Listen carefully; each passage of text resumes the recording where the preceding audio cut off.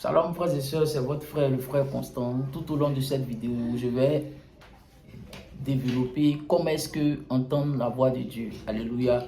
J'aimerais que tu sois attentif pour recevoir ce message. Mais avant, je vais prier d'abord pour demander la grâce du Seigneur concernant ce message. Alléluia. Père, je prie en cet instant que tous ceux, Seigneur, qui m'entendent, qui écoutent cette voix, ô roi des rois, qui écoutent ce message, Jésus soit touché. Soit, roi des rois, touché par ce message. Que celui qui voulait entendre la voix de Dieu, Seigneur, à compter de ce message, qu'il entende la voix du Seigneur. Au nom de Jésus-Christ Nazareth. Amen. Alléluia. Il y avait dans la parole de Dieu, à partir du livre de Jean 3, un homme du nom de Nicodème qui est venu demander à Jésus comment est-ce qu'un homme peut-il naître de nouveau. Alors le Seigneur va dire, si un homme ne naît d'eau et d'esprit, il ne peut voir le royaume des cieux.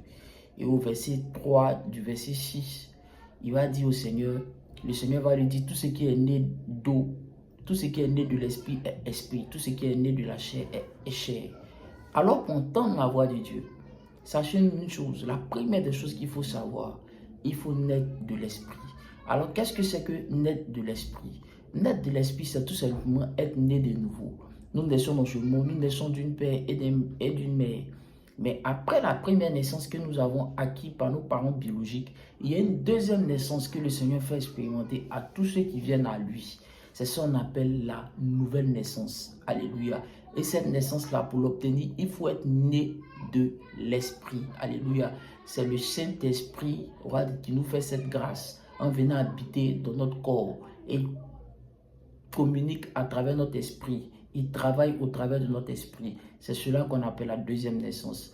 Pour entendre la voix de Dieu, il faut avoir cette expérience avec Dieu, la nouvelle naissance. Alléluia. Parce que quand le Seigneur vient parler à sa créature, il communique avec son esprit. Et il faut que son esprit soit renouvelé.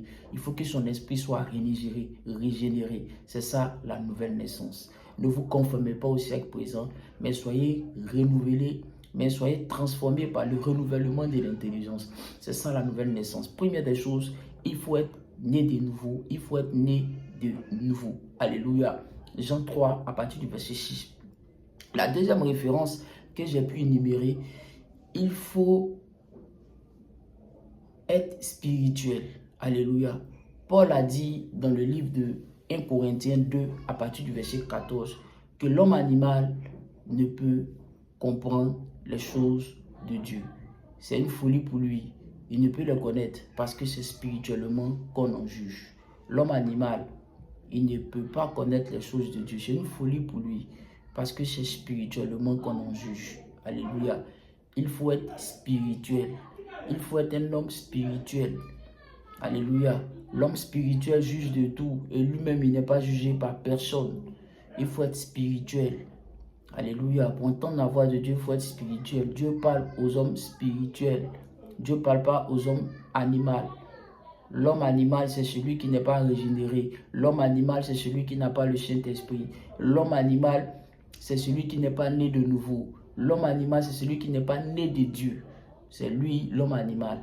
Et l'homme spirituel, c'est celui qui a reçu le don du Saint-Esprit. C'est celui qui est renouvelé, comme je viens de le dire. C'est celui qui a reçu la nouvelle naissance. C'est celui qui est spirituel, selon 1 Corinthiens 2, à partir du verset 14.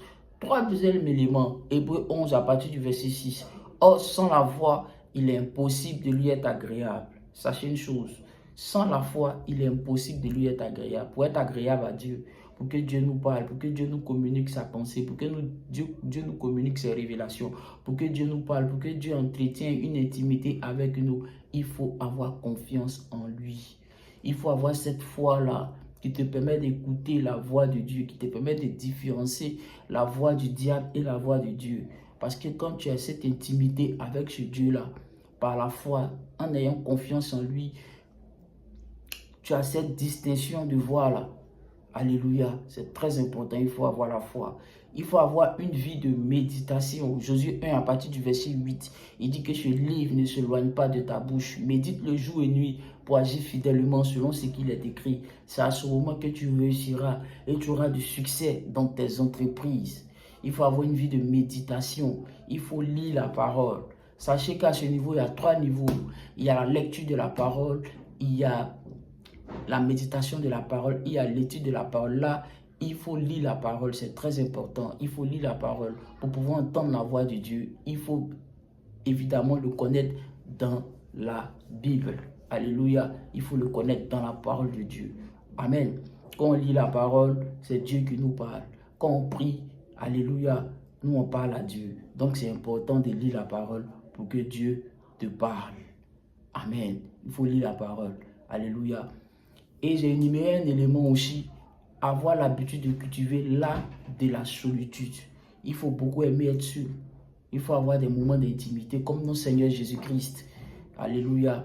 Nous voyons dans le livre de Luc, qu'il avait l'habitude de monter au mont des Oliviers, le Seigneur.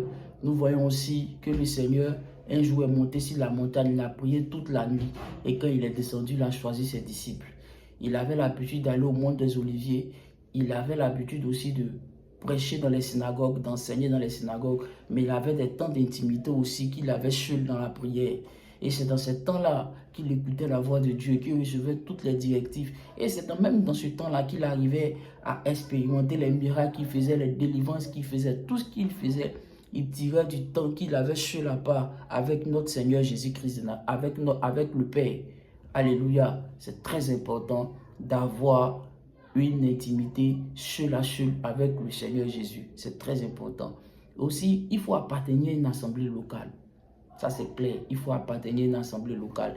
Il faudra que vous soyez dans les assemblées locales. Parce que Dieu parle par les pères. Il faut que vous soyez connectés à une assemblée locale, là où il y a un père. Parce que les messages que Dieu veut te donner, souvent, ils passent par ton leader. Ils passent par ton père de la foi pour te parler. Ils passent par le père, un messager établi sur toi. Amen. C'est très important. Il faut avoir une vie d'ensemble. Une vie de communauté. Alléluia. Amen. Nous voyons dans la parole de Dieu, dans le livre des Actes des Apôtres, Paul et Barnabas, c'est lorsqu'ils étaient en train de faire le ministère que Dieu a dit, mettez-moi à part Paul et Silas pour l'œuvre, Paul et Barnabas pour l'œuvre à laquelle je les ai appelés. Ils étaient en train de travailler ensemble, ils étaient en train de travailler en communauté et le Seigneur les a fait grâce à part. C'est très important pour entendre la voix de Dieu. Il faut être dans une église, là où il y a un leader, là où il y a une autorité sur ta vie, parce que quand il va parler, Dieu va passer par lui pour te parler. C'est très important ça, il ne faut pas négliger ça, c'est très important. Dernier élément que j'ai énuméré, il faut se coucher, il faut dormir, il faut beaucoup se reposer. Nous voyons que le Seigneur a dit dans le livre de Job 33, qu'il parle tantôt d'une manière, tantôt d'une autre. Il parle par les visions nocturnes, il parle par les songes. Lorsque l'homme est couché dans un profond sommeil, il faut se reposer. Quand tu finis de faire ce que tu as fait en journée, quand tu finis de travailler, quand tu finis de faire ce qu'il a fait, il faut dormir. Lorsque tu dors, le Seigneur vient te communiquer ses désirs, il vient te parler, il vient échanger avec toi. Amen. C'est très important. Si cette vidéo t'a fait du bien, abonne-toi pour plus de vidéos. Je vous remercie, c'est votre frère Constant. Amen.